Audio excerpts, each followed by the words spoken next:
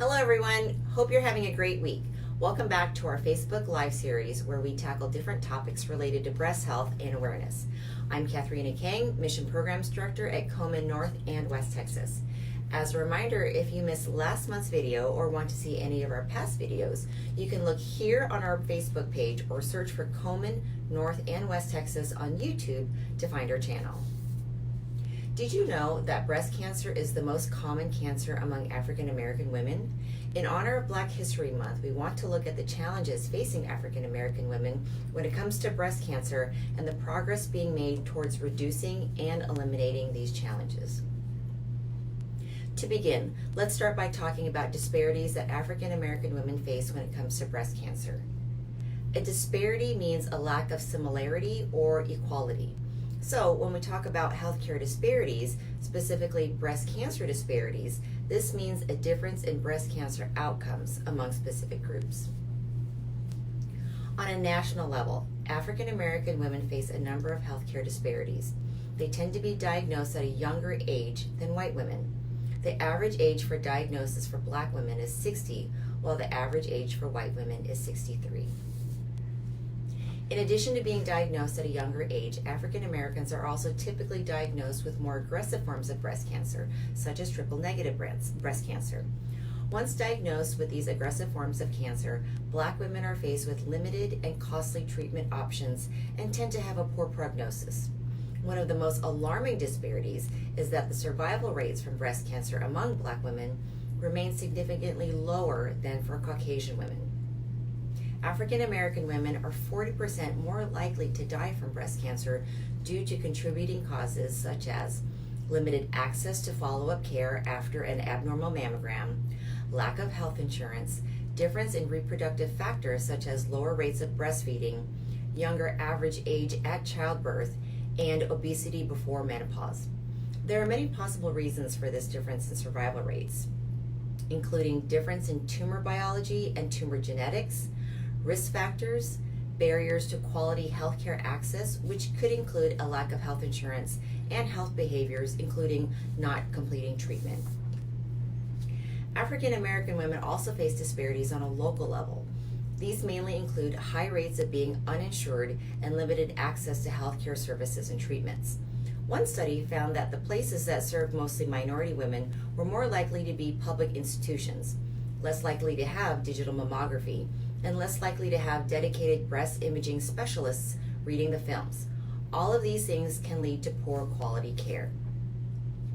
At Susan G. Komen, we believe that these disparities are unacceptable, and we are working to tackle these issues. We want to give you all an update on the steps that we have been taking to achieve health equality.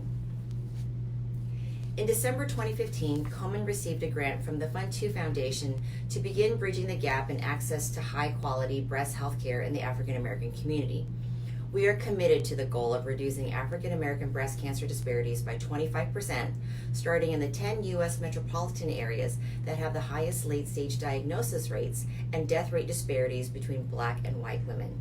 These cities are Atlanta, Chicago, Dallas-Fort Worth, Houston, Los Angeles, Long Beach, Memphis, Philadelphia, St. Louis, Virginia Beach, Tidewater, and Washington, D.C.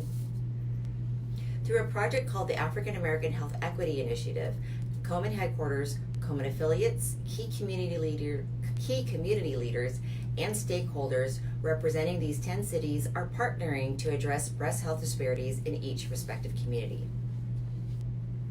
Through the Speak Truth to Power conferences, Komen has convened African American community healthcare advocates to learn about the role of public policy and advocacy in reducing breast cancer disparities and the importance of engaging in these efforts.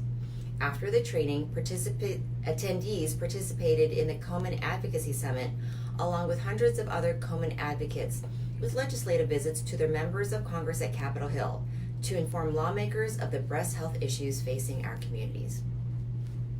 From targeted outreach programs like Worship in Pink, where breast health education is offered at African American community churches, to focusing on community grant funding to provide mammograms, diagnostics, treatment, and patient navigation programs specifically to the Black community, Komen is committed to addressing this breast cancer disparity on national, regional, and local levels.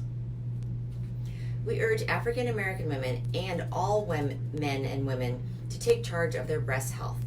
Some of the disparities that we discussed earlier in today's video is why Komen teamed up with the Ad Council to create the Know Your Girls campaign.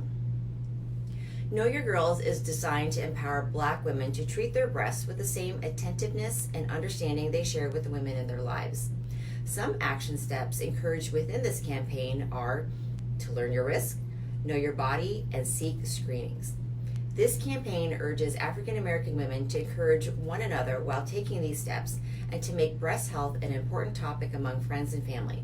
To learn more about the Know Your Girls campaign, visit knowyourgirls.org. As part of our Komen Scholar series, this month we are spotlighting Dr. Dawn Hirschman.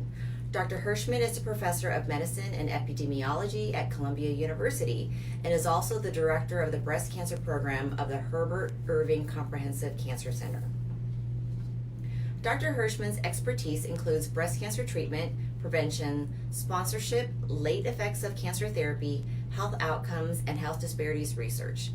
Dr. Hirschman investigates overuse of procedures and drugs with uncertain benefit to the patient. Her Komen grant focuses on a better understanding of the impact of comorbidity, such as diabetes and hypertension, on complications and outcomes of cancer therapy, on breast cancer outcomes, and how clinical trials can be generalized to avoid an underestimation of the true efficacy and toxicity in the general population. To learn more about Dr. Hirschman and other Komen Scholars, please visit komen.org/meetourscholars. That's it for February's video. Thank you so much for tuning in, and we'll see you next month.